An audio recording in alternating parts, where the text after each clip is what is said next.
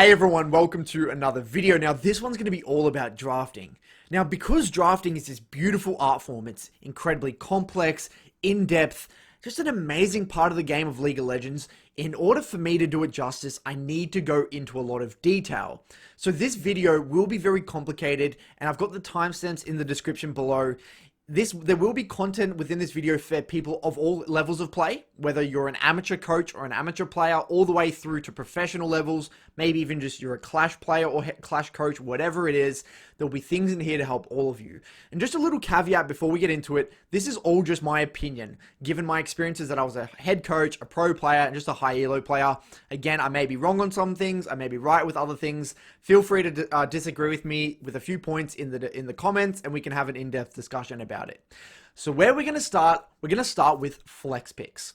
A flex pick is a champion that can be played in multiple roles. They are incredibly strong for drafting because they allow you to not give information about where things are going and get more information about the enemy team's composition before deciding where to put it. This simultaneously hides your comp's identity and creates more options for counter picks down the line.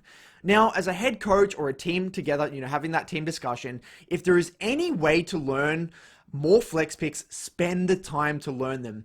There is a massive reason why champions like Syndra are so strong at the moment, because they can be simultaneously played bot and mid, and they are very annoying to draft against. Next, we're going to talk about patch OPs. Every patch there is a meta. And this is basically the most effective tactics available or most efficient tactics available. This is brought about through changes in base stats, scaling stats, new champions, map changes, and just the overall evolution of the way the game is played. Now, in every patch, there are OPs or strong picks. These are champions that don't really have correct stats proportionate to everything else in the game and usually have unnecessary advantages. Examples of these would be a scaling teamfight champion that also gets early pressure and can set up ganks. Azir is the perfect example of this. It not only scales incredibly well in front-to-back team fights, he can be the source of engage for his team. He can also get a lot of early pressure. He can set up ganks at 6. He can do a lot of different things, and that's why we're seeing him so much at the moment within pro play. B, a flex pick that also has early pressure and scales, for example, Syndra. And C, a champion that just doesn't have any obvious counter picks or counterplay, or the counter picks are just bad champions in general that don't really operate well outside the laning phase. Next is team identity. Although the meta always shifts and requires adaptation from each player, the team still needs to have an underlying identity which is built upon each player's unique strengths and weaknesses. Now remember, no player can play every champion. They will inherently be better at specific champions.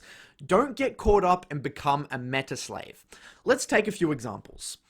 A, you may find that the mid laner is great at champions like Victor, Orianna, and Cassiopeia, and is able to win matchups with those champions even when countered.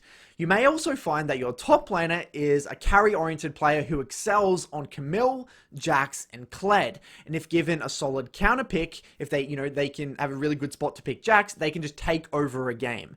Now, yes, each player needs to adapt to the current patch and the way the game is played, but it is important to find ways to utilize these elements of uniqueness, and I've found it's actually a great way to begin creating strategy. B, given I have this information, I can now start theorizing and discussing how well these champs actually fare within the current meta. So after one of my players says, you know what, I'm really comfortable with Cassiopeia, I'll ask him, well, let's figure out how well Cassiopeia actually does within this specific meta.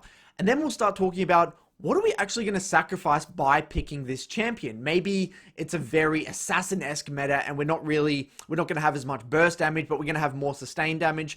And then how can we make that work? What do we need to sacrifice in order to make that pick work? What do we need to ban, etc.? Now keep in mind, when a player is on his comfort champion, they should be able to win every single time the 50-50 matchups or even the 60-40 matchups, and will be able to operate at higher levels of play given they are incredibly clear on that champion's identity. Their team fighting will be better, their macro calls will be better, they'll be better at making creative calls and plays in game, and should in theory be disproportionately better than they usually are on other champions. And C, The other massive advantage of having these unique picks and strategies in your arsenal is that sometimes you can actually force the enemy to waste 1 or 2 bans in the first 3 bans because they're worried about target banning you. For example, maybe you're versing a team that has like a Victor 1-trick or something, and every single time you verse that team, you just have to get rid of Victor, and it's super annoying because maybe there's all these OP champs in the meta, and you're going to have to let one of them through the draft. So this is what can actually happen if you do have these, and you actually own the fact that your team can play these unique champions. Now what we're going to do, we're going to get into the Draft Fundamentals 101. And these are the things that we need to be aware of before getting into the examples. Number 1, concealing team composition identity. Generally in the first half of the draft, you don't really want to lock yourself into a certain way of playing the game or give too much information away about what you need in the second half of the draft. This is really why flex picks or just straight up very versatile champions with loaded kits are generally picked in the first half of the draft. These are champions like Ornn, Lee Sin, Jarvan, Xayah Rakan, Misfortune, Syndra, Set, Nautilus, etc. These champs also offer a lot to a composition even if they get countered, or can minimize counters really well, and this is actually why we don't really see champions like Vlad, Fiora, Jax, Ari, Katarina, etc. drafted in the first half of the draft because they're very one-dimensional, and if they're countered, they don't really offer anything else for the team's composition. Let's take a champion like Jarvan, for example. Jarvan can be played with heavy dive comps and team fighting. He can be played for early pressure and ganks, but he can also just build Cinderhulk in full tank and play peel and zone. He's extremely flexible, and that's one of the reasons why he's consistently seen in competitive play year in, year out. Number 2, pressure and options. Now, this point specifically is why I personally feel like the best coaches are either high elo players or even better, ex-pro players. As a jungler within a game, the best games are the ones where you have plenty of options. You have multiple winning lanes, you have river control, you can gank multiple lanes, you can invade, you can do dragons and rifts, you just have pressure. This means that the game is a lot easier to navigate, and if someone misplays, you still have backup options. So when I head into a draft, I'm constantly thinking to myself and talking to my team about which role is getting counterpick? Where is our pressure going to come from? If we ban X champion, will it allow this pick to get pressure? And how can we create situations that my jungler will have plenty of options? My favorite way to do this in draft is to have a deep understanding about 2v2s within top jungle or mid jungle, and just the 3v3s within the bot side of the map. So that's between the AD, support, and the jungler. Now, as a high elo player, you should have a very high understanding, a very good understanding about how junglers affect lanes. The game is way too complex to view things in isolated 1v1s. Pressure can leak from other lanes to affect nearby lanes. Maybe a specific jungle path or a specific jungler's kit can completely influence the lane to an insane degree. So let's actually look at some specific examples. I like to explain this through the analogy of a cake. Each layer of the cake adds another layer of depth and complexity, but they're all interdependent and relevant to each other. For example, if we play Galio into Zoe mid, yes, in an isolated 1v1, Galio is not going to win that 1v1. He's probably going to lose trades, and it's not going to be really that good for Galio. That's layer 1. But if we pair Galio with a favorable jungle matchup where we can guarantee a stronger mid-jungle 2v2 and some gank threat, maybe we give our jungler counter pick in the draft, maybe we ban 2 Jarvan counters into picking Jarvan on red side, etc. Then we're going to have Galio Jarvan together into Zoe with a weaker jungler. This will actually make it so Galio actually does win the lane, or at least gets pressure, because Zoe has to play extremely respectfully and allow Galio to get push on the lane. So this is layer 2. For the third layer comes in when we start thinking about how other lane matchups affect this one. Now maybe our bot lane got hard countered or just start losing, and maybe that the support Nautilus starts hovering mid and turning this mid jungle 2v2 into a 3v2. And the pressure that bot is exerting on the map influences the mid jungle matchup enough that Zoe actually gets pressure back, or a seesaw of pressure actually begins to form where it flows back and forth. Lastly, layer 4 comes into play, and this is the most complex one. This is where we need to assess the quality and the ability to even use that pressure due to micro interactions. So let's just say Galio Jarvan get a bunch of pressure in mid, and then Zoe has to respect. But maybe the enemy top laner is a Maokai, and that Maokai is taking really good trades. So the Jarvan Galio can't really dive top. And maybe they're versing a Zyra Khan, and the Zyra Khan's actually taking really good trade, so they can't even dive bot either. And then, so that means maybe they can only do dragons. But if bot lane, if your bot lane's actually losing, then maybe you can't even get dragons. But on the other hand, if the Galio Jarvan were versing an Ashe, and maybe an Ashe Zyra bot lane, who are very vulnerable, don't really have much self-peel, then we could easily set up dives, and the quality of that pressure in this case would actually mean a lot more. So generally, this level of understanding comes about through scrims, and players should be looking for it as the draft kind of pans out. This is where champion mastery comes into play. So say you play a lot of Galio, you should know exactly what champs you love versing and hate versing in the game as a whole, not just 1v1. So you should know, oh, I really don't like versing Xayah bot lane as Galio, or I really love versing Ashe bot lane as Galio. This is where discussion should be had between laners. So maybe your mid laner talks to your bot lane and says, if you guys play Ashe Tarm and get countered by Jinx Lulu, then it's okay because I can actually screw them over anyway. My champion actually counters them. So that's the fourth layer, and you can kind of see how complicated and how many little ways you can optimize the draft by getting into these layers. The next one's threat. Now, threat is my favorite way to generate pressure and options. As mid laners, we know a lot about threat. If not directly, we know about it tacitly. When you play, for example, Orianna or Zoe or Ryze, and you're versing maybe a Diana Rek'Sai or an Elise Aurelia, you'll know what I mean by threat. It's that feeling of being scared because they can just take an aggressive trade or 100-0 you at a moment's notice.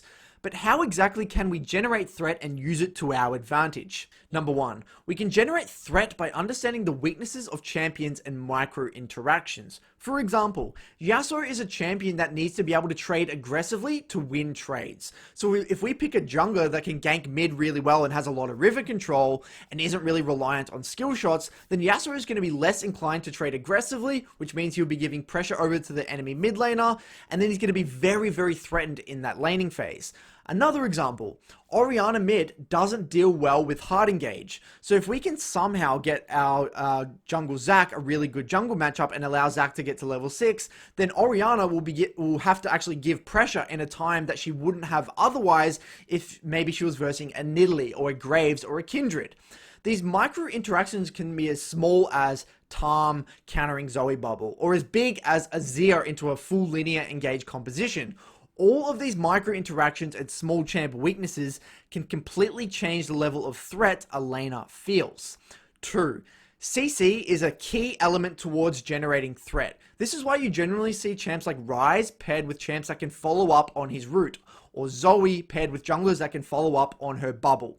Number 3, if the enemy is threatened and has to respect, the jungler can begin to play mind games. This is where the concept of perceived threat and mind games comes into play. This is one of the most important concepts to understand about high levels of play that the average Redditor or even the average coach has no idea about. Let me set the scene with an example. Let's just say Bjergsen is versing Jensen. Bjergsen's on Orianna, Jensen's playing LeBlanc. Now imagine Bjergsen has a Sejuani jungle, whereas Jensen has maybe an Olaf or a Rek'Sai jungle. Now imagine Bjergsen has no river vision, and he's worried at any moment LeBlanc can just W forward, chain him, then maybe Olaf or Rek'Sai sitting in the side bush, tunnels in, and just destroys your face. As a result, Bjergsen actually has to play very respectfully and wait until someone can come and relieve pressure.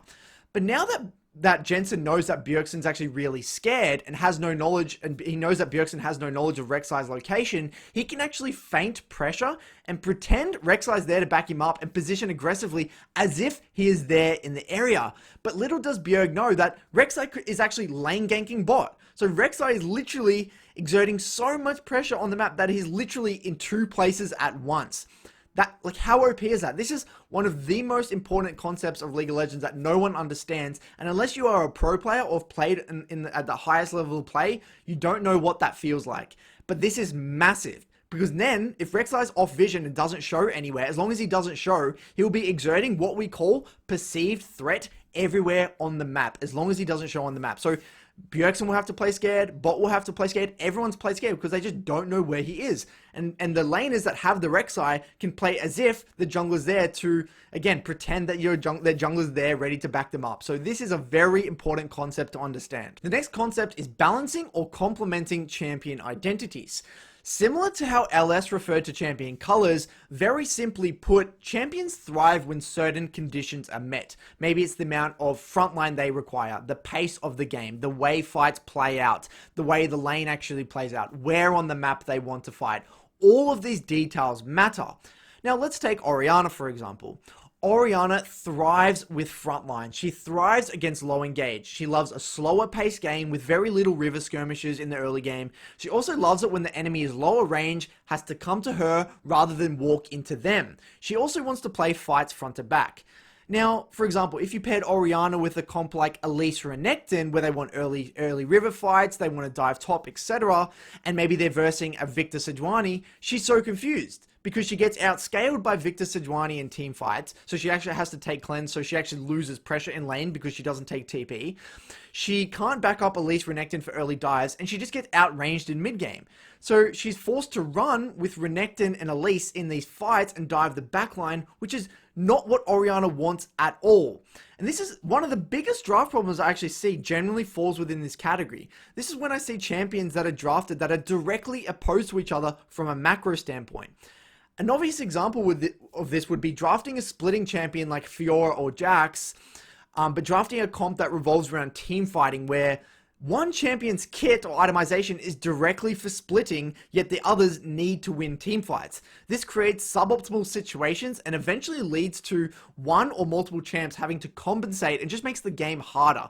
This is when LS was talking about you have one champion that's color red, one champion that's color blue. They want to do differing things. One wants to go forward, one wants to go back, one wants to poke, one wants to engage. They don't make sense. So this is actually a massive, massive problem I see in drafts a lot of the time, and it makes the game incredibly hard to play and actually really awkward. Now we can get into the drafting specifics. Let's just assume that you know the current patch very well, you know the strong picks and OP picks, you know your team's identity, you also know the enemy's key threatening champions. We can actually start to begin with what are the 3 first bans? Now the 3 first bans are a combination of the following. 1. Trading or getting rid of the current patch's OPs. You actually have a choice to make here. You can actually make a handshake agreement and actually trade one OP for one OP or one strong pick for one strong pick, or maybe you're willing to give them a specific OP and you've built your strategy around countering it.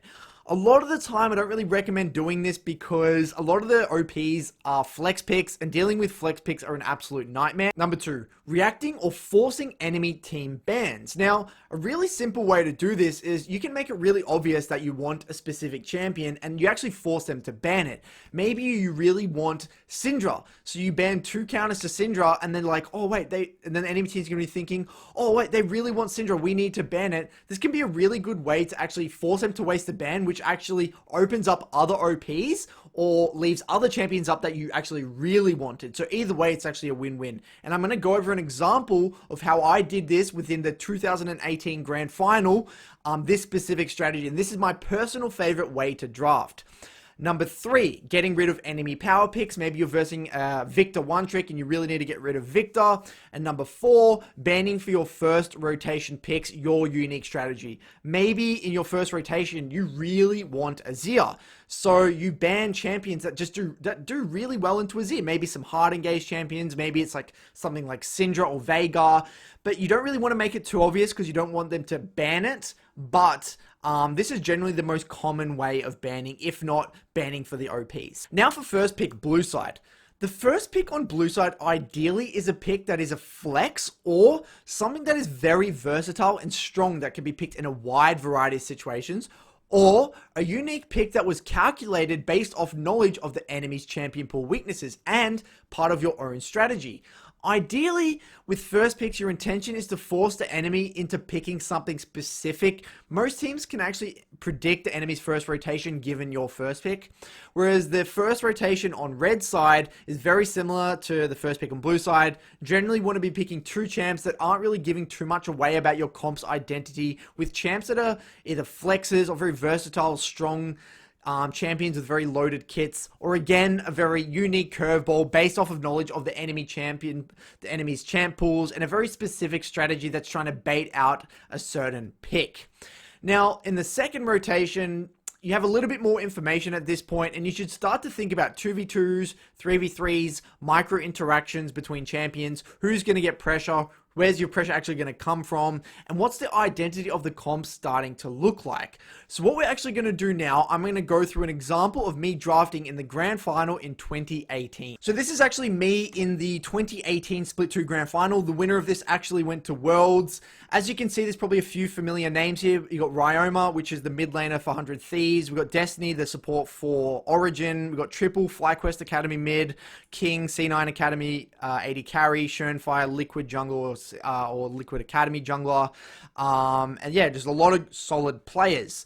Now, I just want to wait for these. We'll fast forward a little bit here to get the bans through, but my personal philosophy on drafting is, again, I always want to make them react, because if you just draft standard, get rid of the OPs, you're not really going to create an advantage for yourself. So I knew, based off my knowledge and my information about these guys' champion pools, I knew that Destiny only played engaged supports. He loved Rakan, he loved Alistar, and he hated Tahm Kench. He hated versing Tahm Kench, and when he wasn't on either Rakan or Alistar, he felt really underwhelming. So I was thinking, okay, if we ban double support and pick, and because Kai'Sa was actually really OP at the time, they either have to make a choice. They either have to ban Tahm, which, I mean, because Tahm was one of our best champions, or give us Kai'Sa. And they end up not doing either for some reason, and banning Akali, I believe, because there was actually a strong patch, I believe a strong pick on the patch. But either way, we were really happy, because we knew, and I knew, that they wouldn't take Tahm first rotation, because Destiny doesn't play Tahm, and I also knew that Kai'Sa was really OP, that we were willing to give anything for Kai'Sa. Now, automatically now, I knew that we had a winning bot lane. I knew that we had the strong AD, we're going to have Tahm, which is a strong laning support, so already I either forced him to make them react, I'm making Destiny feel incredibly uncomfortable, and I wasn't really giving too much away about our comp, because Kai'Sa at the time, with Kai'Sa Tahm, it could be played strong side, it could be played weak side, very flexible. We could play a 1-3-1, we could play, because Kai'Sa was actually very good at killing sides, we could play a 1-3-1 comp, we could play team fight. There was so many things we could actually do. And this was actually before the Tahm Kench ultimate nerf, so his ultimate was a very long range ultimate, so he's very good in 1-3-1 comps, where he's not really, you can't really do that anymore with Tahm. So fast forwarding just a little bit here, they opted in for Braum, and we were so happy. I knew that they were going to pick Braum, because that was the only champ he was comfortable with, and he didn't like Tahm Kench. And then they opted in for Kindred, which was kind of like a small pick, a strong pick within this specific meta. Now, this is where things get interesting. Now, we got our Tahm. Now, I already know that we were going to have a stronger winning 2v2 bot lane no matter what, because Tahm was very good into Braum. Is one of Cupcake's best champions. He's probably one of the best Tahms in the world, honestly. He's so good at Tahm. He got high elo in Korea with Tahm. But we also knew, let's looking at micro interactions, we knew that Braum and Kindred is very solid. That's a small micro interaction that worked very well together.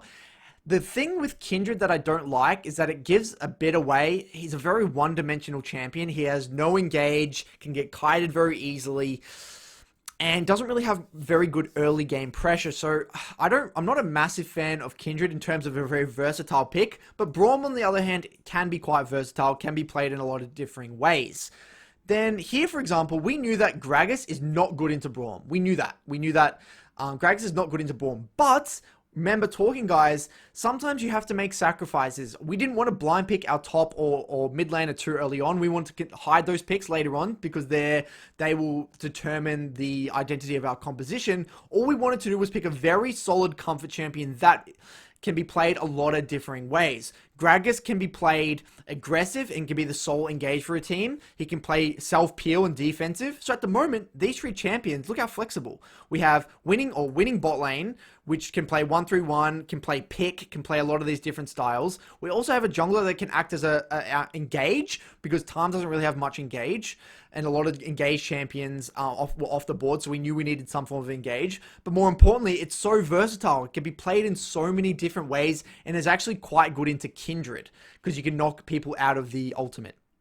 So I was quite happy with that, though. We already knew that I was already thinking about going for a very versatile first three picks. Our identity is very hidden, and we haven't showed any of our solo laners. And then they just handshake, agree, and pick their AD carry. Now, in this position here, they end up just matching, be like, oh, we really want Tristana here, because Trist Braum is a very good combination. We're talking about those micro interactions, a lot of nice little synergies here. We've got 2 auto attack champions with a lot of attack speed that can proc Braum stunts, which, you know, in theory is quite good, and I like the micro interactions there. There's a few options in this position, and this third pick here is actually very important. You have so many differing ways to utilize this location, this pick location. You can actually, knowing that you have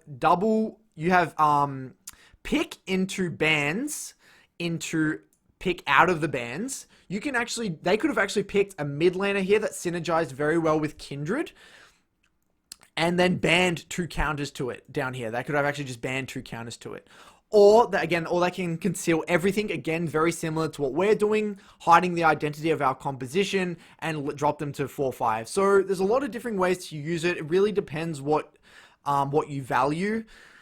But I still am not a fan of doing this, because this is just, unless this AD carry is super valuable and you really need it, all this is doing is just being reactive. This is what I call just being reactive. Like in League of Legends. You don't really want to be reactive in League of Legends. You want to be proactive. Given that I've set the pace of the draft, I've picked Kai'Sa already, I've picked Gragas and picked Tom. By them picking AD, it's just reactive. They're not setting the pace of the game. They haven't made us think, oh my god, we really need to ban something in second phase, or oh my god, it's so annoying they got like Azir into double ban, or we're not going to be able to counter their mid lane, or you know, they haven't really done anything like that, which I just don't like. Very reactive drafting. Now for the second phase bans. These are generally bans that are a lot more specific and a lot more niche for a specific champion you have in mind. If you're red side, you have to keep in mind that you actually have the picks out of the ban phase. You have the first pick out of the ban phase and last pick, which means blue side actually has to blind pick one of their solo laners or blind pick one of their roles. So your job as a coach or as a team is to both simultaneously complement your pick out of the bans and limit their blind pickable champs for their 4-5 rotation. Keep in mind that these picks should still be coherent with the comp's identity, but usually are the driving force picks that give the composition its final form. Because the first 3 picks are usually quite flexible, 4-5 tend to be a lot more specific and a lot more niche. Also, if your comp's identity is very obvious in the first 3 picks, then use the bans to actually limit the enemy from punishing you. So maybe you actually picked one of your solo laners too early, you've given away the style of your composition. You can sometimes you can actually compensate and recover a little bit by banning the counters to your composition specifically. This isn't a very good way to go about drafting, but it's like one of those oh shit things you can do. If you're blue side, your 4-5 ban should allow you to both blind pick a role in that 4-5, but mainly just limit any hardcore counters to your composition. Generally, these are much harder to prepare for and should stem from just straight game sense and knowledge of your composition and champion specifically. This is where champion identity really comes into play. So what we're going to do now, we're actually going to go through another example, this time of a full draft from start to finish of a recent G2 versus Fnatic game in the grand final. So diving straight in, guys, this is Fnatic versus G2. So I want to quickly use this as a way to kind of demonstrate some of the drafting fundamentals, but more importantly, tie it all together with an example. Now, I want to quickly talk about the differences between blue side and red side. Now, blue side is generally better when there's a meta with a lot of OPs or just really annoying strong picks. This is because you obviously get first pick, so you get the pick of the litter, which means that you have more access to those really strong flex picks, which can actually hide the identity of your composition. The blue side is actually the side where you kind of set the pace of the draft, whereas red side is very reactive. It's a lot better for, I would say, stronger solo laners that can utilize counter pick, and it's also better in metas that don't really have many OPs, where they're just going to be banned, and then it's just going to be left to more of like a very average, a very balanced meta. So red side is better and a balanced meta. So straight out the gate here, we actually see a lot of flex bans, which makes a lot of sense, right? Saying that flexes are the most annoying to deal with in draft overall. So we see Syndra ban, flex pick, Kalista, which is also a flex pick between top and mid. AD and top. We've also got Pantheon, another flex pick between mid and jungle. Senna, a flex between support and AD. And then we've got 2 kind of unique bans that I'm assuming for a specific strategy, or maybe they want a specific champion, or maybe they were trying to elicit a certain ban. I don't really know enough. I haven't seen the scrim, so I can't really comment on this third ban. But again, what I've seen here, very standard, very stock standard bans of a lot of flex picks that I don't really want to deal with. On red side, it's a lot more valuable to ban flex picks because, again, you have access to, pick out of the bans and 5 pick as a counter pick, and even a lot more information because this third pick here, actually you get to see 1, 2, 3 picks, so you get to see a lot more of their comp's identity. So you can pick some really nice stuff on red side. So very much a counter pick reactive side. So if you get rid of all the flex picks and really annoying OPs, then it can allow you to abuse your strengths on red side. Where if you're on blue side, you actually want the OPs up so you can first pick them. This is what kind of confused me with the Syndra ban. Maybe they don't play it. Maybe Reckless isn't comfortable playing it. Maybe they just don't want to deal with it. Which makes sense to ban it, but it seems like it would be a pretty decent pick on blue side because you would get to hide the identity of your comp for such a long time, and it's such a flexible pick. But anyway, going straight into the actual picks, they end up first picking a Aphelios, which I'm assuming is just a really strong pick in the current meta. Doesn't really give too much away about what you want to draft around, but it seems like it's just one of those strong meta picks that we spoke about in my video. And then G2 react with Azir and Jarvan. Now, Azir is, again, another one of those, I would say, borderline OPs within the current patch, and then a very, very strong overall loaded kit. Now, what's the strength of Azir? Is that traditionally Azir gave away a lot about your composition because he could only play front-to-back fights, he didn't really win many lanes, and he was just a really vulnerable pick. But now, with given the meta, given Azir's buffs over time, and the way the runes actually interact and the way the game's played, Azir actually wins lane, scales really well, is hard to gank because he has mobility and a dash, and can actually be a pretty decent form of engage for your team. Can actually play fights fast, can play them slow, doesn't necessarily have to be that consistent backline threat damage. He can do so many different things. So Azir's actually in a very unique spot, a very versatile champion in that weird sense. And Jarvan, like I said before, a very versatile champion. He can be played super aggressive in the early game with Warrior. He can play tank, Cinderhulk, Gargoyles, front to back team fighting champion. He can play dive, he can play peel. He can create space for his team by ulting the backline then EQing out. There's so many ways to play Jarvan. That's why you generally see Jarvan as a very stock standard. Even if he gets counterpicked by another jungler, it doesn't matter. Now, I don't like this. Now, the reason I don't like this, talking about micro interactions, guys, is that Tahm is terrible into Azir. Because Azir thrives when the team doesn't have much engage. And Tahm, support is the role where most of your engage come from. It's either jungle or it's either support. Now, by picking Tahm like that, you're just showing, okay, we don't really have much engage anymore. And Tahm in general is just terrible into Azir. It really doesn't make sense. Veigar, again, is decent into the Azir 1v1, but isn't good into hard engage. It isn't good into Jarvan. And even, it can be a little bit scary, again, versus Azir at 6 as well, given the Azir streamer shuffle thing as well. So, this seems to me like it might be a little bit tunnel vision. I don't agree with this pick of Tahm at all. I would rather them pick a support that both complements Aphelios and does decent into Azir, or just straight up pick the jungle, because you've just straight up seen their mid jungle anyway, and hold support for later on in the draft. I'm not really sure what the purpose of this time pick was. And then again, what G2 actually opt into here is Ornn. Now, Ornn is good for 2 reasons. It actually acts as self-peel and frontline for Azir, which Azir really thrives in. It also complements Jarvan going in forward, that team color going in a very similar way. But more importantly, it actually also does very well into Veigar as well, in the sense that, Veigar's an immobile mage and Ornn can actually go forward and dive him.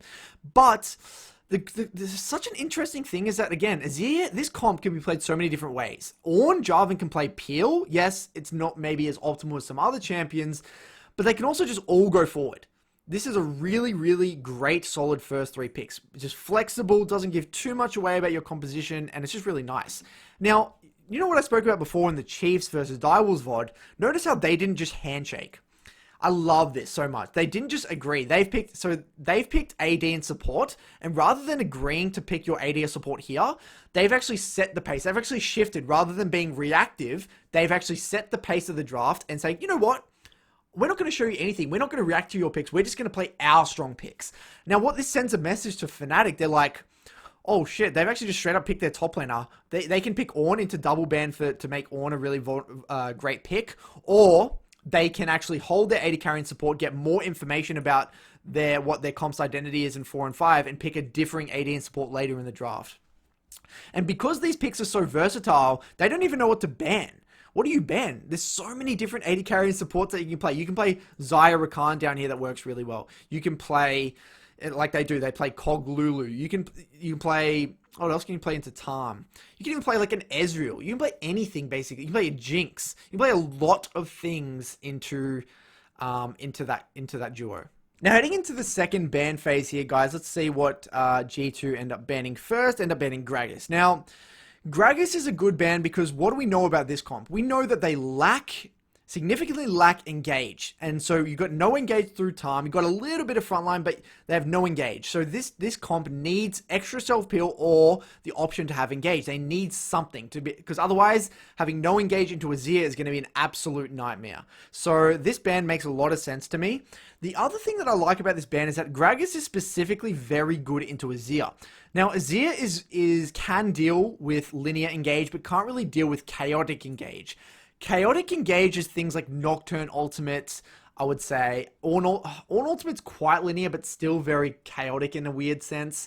But a linear engage, I would say, would be Lee Sin. Like, as long as you see Lee Sin, you just know what he's going to do. Whereas Gragas can just do so many creative plays with his barrels, his flash E and things like that. So Azir always has to be respectful, always has to be careful. So let's see how Fnatic respond. They end up responding with Ezreal. Now, again, like I said before, because G2 did not handshake and show their AD carry or support here and set the tempo of the draft, Fnatic are confused. They don't have any information about the identity of this comp. Because Ornn, Jarvan, and Azir is so flexible, they don't know what to ban. They don't know what sort of bot lane they want. So they're just forced to ban greedily for their bot lane, which feels so bad. It just feels really low value to that, because there's so many AD carries that can be picked at this point. So many AD carries, so many supports. Like, this banning Ezreal doesn't do anything. And then again, they're banning more frontline because this comp would ideally need a bit more frontline, and Set has a decent amount of engage as well, flank threat. So they're getting rid of all that engage, all that utility that comp really needs, which makes a lot of sense. Or maybe it's just a really good matchup for Ornn. I'm not too sure about that 1v1 matchup. And they ban Blitzcrank, which does good against Tarm, but it just seems like very low value tier 2 bans. Whereas, because this seems like they've really showed the identity of their comp through these 3 champions, these 2 bans are a lot more valuable in my opinion. And now, because G2 have hidden their AD carry and support, haven't really shown much about their identity, they can start picking a lot more niche and very specific champions that can round out their comp very nicely, given that they've assessed the situation, they know what could be possibly picked. So then Fnatic end up rounding it out with Sylas and Lee Sin. This gives them at least a somewhat strong mid-jungle 2v2. And it gives them a little bit of engage because Sylas can actually take Ornn, which is not too bad. But just overall, I think they've got outdrafted because showing this and this here gave too much away. I think the Veigar was okay, but not this time. This had to be something else, purely because these micro interactions into Azir are not good. The other downside of this whole thing is that all these champions are just not good. Like Tarm and Sylas, they all struggle into Azir. All very linear, low engage, low threat. It's very easy for Azir to navigate this game. And now, G2 at the end here, given they see all this information, they saved their last pick, for their really nice niche pick for last, which is this Kog'Maw. Again, they can get away with doing these picks because they've seen all of the Fnatic's roster. They know it has a lack of engage. And as long as Kog'Maw and Azir can stand behind their front line, and actually, more importantly here, guys, Lulu, they can get away with Lulu because they've already got engage and frontline through the jungler and the top laner. Generally, the top and the support have to make trade-offs here in any draft. Generally, frontline or engage has to come from either a combination of jungle, top, and support. If your top laner is able to play tanks, then it actually frees up your support to play a lot more lane-oriented, a lot more utility approach, or even damage carry approach into the bot lane, which can give your bot lane a lot more pressure 2v2. Whereas on the other hand, if this support were to play something like Braum or Alistar or Leona, Nautilus, etc., then your top laner can play something that's a little less utility oriented, more focused on the lane, maybe something more damage oriented, maybe a bruiser or some niche carry top laner. So generally there's always some form of agreement between the top laner and the support, and as a head coach or a team, you guys need to be always thinking, which role are we going to be getting, like I said, our pressure, but more importantly, our front line and all these things, given that we've already showed our Azir, and he's a champion that really needs front line. He needs front line, he needs space created for him. So you can just see how all the small micro interactions that you're seeing between these drafts, they either compensate for other champions' weaknesses, or they allow that champion to thrive in a certain way. And as LS talked about team colors, this makes sense with this one. Lulu Cog makes sense together, but because these guys really need frontline, they really need other forms of self-peel and engage from somewhere else. They've got it from here. It all just balances out really nicely. Whereas this one, I can't really tell you. I mean, this seems so rough for Veigar. He has very little space created for him because they lose the front to back. They have very unreliable engage, so they can't really make picks too well. And they can't really, it's going to be hard to lock down Azir if he takes cleanse. And if the game turns into a point where they just match at a 5v5 at an objective, they're just going to lose, because Cog Lulu with this frontline and Azir will never lose to Aphelios Tarm, because Tarm can't teamfight anyway.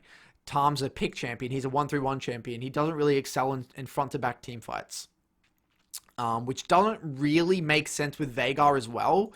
Because again, Veigar can be played in it can't really be played in 1-3-1. I mean, it can be good if you're getting engaged in other ways, if you had a split pusher, maybe like a 4-1 comp. Maybe if this comp had Jarvan here or Gragas with like a Fiora or a Camille or something, that might make sense, because these guys would be able to play self-peel, force the enemy to run into them when they've got this split pusher. But now they've got a combination of skirmish, but just get our team fighter. The enemy team just do it better. So you can kind of see how if you don't draft with the team comp identity and the colors like the LS would term it in mind, then you are going to get yourself into a whole host of troubles. So let's go on to the next topic here, guys. Now, out of all this information in this video, how would I recommend using it for Clash? Number 1, get each player to write down their champion pool and rank them from most comfortable to least comfortable. The top 3 should be the champs that they're the most comfortable on and at least have some form of champion mastery on. Given that they have champion mastery on these champions, they should have a very clear idea about what they need banned for these champs also. So get the player to write down what they want banned in order to pick these champions. Now, using this information that is provided by the team, have a team discussion while highlighting the following points. You should be highlighting, what are the blindable picks? Are there any trends in champ identities or team colors, as LS would term it? Are there any overlapping champs in terms of flexes? Are there any overlapping champs in differing roles for flex picks? What are the small micro synergies that can actually help with generating threat? Maybe your mid laner's best champion is Aurelia, and maybe Sejuani's in your top 3 of your jungler, so Aurelia Sejuani is a really good mid-jungle duo. Or maybe your Elise Renekton for your top in jungle, Ryze Lee Sin, Zoe Tarm, all these small little micro interactions that can really help increase the level of threat in early game or mid game. And then what does the team deem OP on the current patch, and what is worth investing time into, or just straight up banning if they don't want to deal with it, and potential bans for the team given all this information, given what you want to be looking for first rotation picks.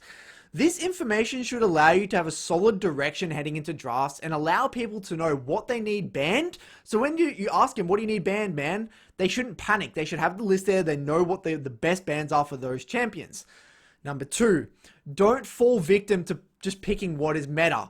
All in on your team's strengths, remembering that we play significantly better on our comfort champions. One of my favorite quotes that actually relates to this is, a great plan poorly executed is worse than a poor plan executed well. Number 3, try and put an emphasis on ease of execution. For most Clash teams, they haven't really had much experience within a competitive match, so things like strong team fighting, solid lane matchups, heavy CC always bode well. Things that rely on crazy splitting or 1-3-1ing or weak laning phases and scaling can sometimes be very difficult to pull off. Now lastly, here are my top common drafting problems I see at all levels of play. Number 1, drafts being way too theoretical. And what I mean by this is that they don't take into account how hard it is to reliably pull off or create those conditions. A prime example of this is when coaches draft poor lanes but say, "No, but we win team fights," or "We outscale, don't worry." This hurts to see because I was a pro player and a head coach, and I hated putting my players in positions where they were losing lanes and I had no options in the early game and were forced to give every early objective and concede all pressure. Imagine being a jungler where you just can't walk into river, and if you do, you're just scared of dying or constantly having to hover your sides out of fear that they will get dived. It's just not a fun way to play the game. Number 2, drafts tunneling too hard on the 1v1s and not taking into account 2v2s and bot 3v3s. Yes, in theory, Syndra versus LeBlanc in an isolated 1v1 is really good. But if Syndra has a Sejuani jungle, whereas LB has an Olaf or Rek'Sai, then the dynamic completely shifts. This also extends to not taking into account how pressure from mid lane can actually drastically impact how bot lane plays out, or how a favorable jungle matchup can sway a skill matchup in the top lane. These are all really important to take into account. Number 3, not taking into account skill level or region that they're playing within. A common mistake I see is people watching LCK or LPL and then copying their drafts and wondering why it doesn't work. Firstly, games are played at differing paces in every region. And more importantly, we don't know why that certain team in China prioritizes that specific jungle pick. It may be for such a small reason that we can't even tell. It's good to get inspiration and test ideas, but to straight copy and blindly say that they have the best read on the meta is just absolute nonsense. A perfect example is actually one of the games that I did in the 2017 Grand Final, and let's go over that right now. So this was actually the 2017 Grand Final, the winner going to MSI. A few names that you guys might be familiar with. Churnfire again here, King. This time we actually have Destiny as our support. And then we're versing Lost. I believe he's the Golden Guardians AD carry.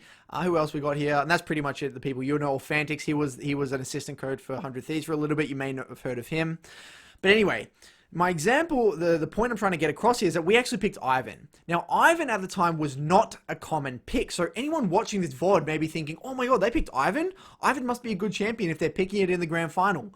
No, that is just not the case.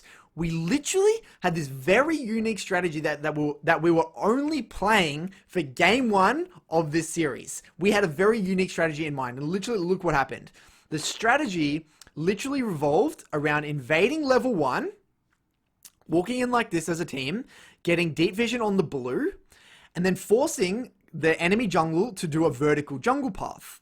We knew that Ivan could do an early clear quite fast, so Ivan actually just started our red, doing the vertical jungle, knowing that because we got the deep wards out and we're gonna do this path, we knew that we would be able to set up an early bot dive. So Ivan did red here, or tap the buffs, gets seen on the wards on purpose, goes over to here because he can get here, saved his smite, get the blue really quickly, and now keeping in mind that we knew that most likely Lee Sin would have to go to our bot side, we knew that we could set up a dive on the enemy bot lane. So what happens? Shern taps these camps, goes back, collects his red and his raptors, loops back, knowing that Lee Sin's not going to be in the area. And because Ivan was bot side, we're able to build a wave bot, and then we're able to actually dive bot and pull off a bot dive. Now, we knew that we couldn't really do this on any other champion, and it was only good on Ivan in this current meta.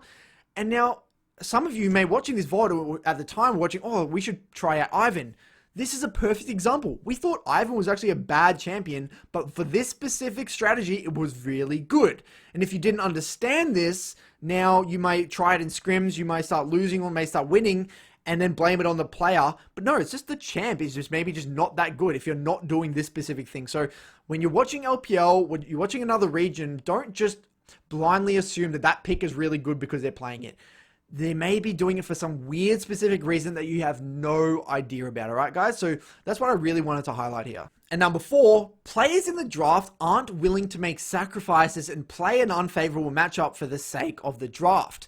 There will always have to be a trade. One lane will get countered and one lane will get counterpick. Note, guys, this does require trust in your team. Otherwise, if say your bot lane got counterpick and they still lost lane and your top laner had to blind pick a tank, they're going to be very, very angry. So there needs to be an element of trust there within your team. So your job as a coach is to either A, make the blind pick champion's life easy by dropping 1 or 2 bans in the first phase to make his or her life easier. B, pick a blind pick that can actually minimize even unfavorable matchups, like maybe Ornn, Aatrox, or Set, that can still minimize unfavorable matchups, but more importantly, even if they get counterpicked, they're still going to be useful. And this is where you wouldn't really pick champions like Vlad, Jax, Fiora, Camille, etc., because if they get countered, they're just not going to bring anything to a team. C, picking something that brings about a specific counter, knowing that it won't do anything into a comp as a whole. So let's just say we play Aatrox, or we play maybe Ornn top, and then the enemy counter with Fiora. We know that if they counter with Fiora, we're just going to be able to play a hard engaged teamfight comp that will completely nullify Fiora's split threat, and we'll just be able to take all major objectives. And then D, make the counter picks that you have not just counter your lane, but the entirety of the enemy comp. So for example, let's just say your last pick on red side, you see the whole enemy comp with a lack of engage. You shouldn't just think of your counter pick in terms of the 1v1. Think about your champion operating in the sense that it would counter everything else on the team as well. So an example with this would be, okay, the support blind picking Braum, which gets countered by Soraka, but he knows it's okay because this will open up his team to play a very hard engaged comp that can make Soraka's life a living hell. So guys, I know this was a very in-depth video. There's a lot within it. If you have any questions about anything that I said in this video, feel free to hit me up, ask for clarification. Thank you so much for the support. Hopefully this was somewhat useful, and even if useful in the slightest way. Cheers. Thanks for watching.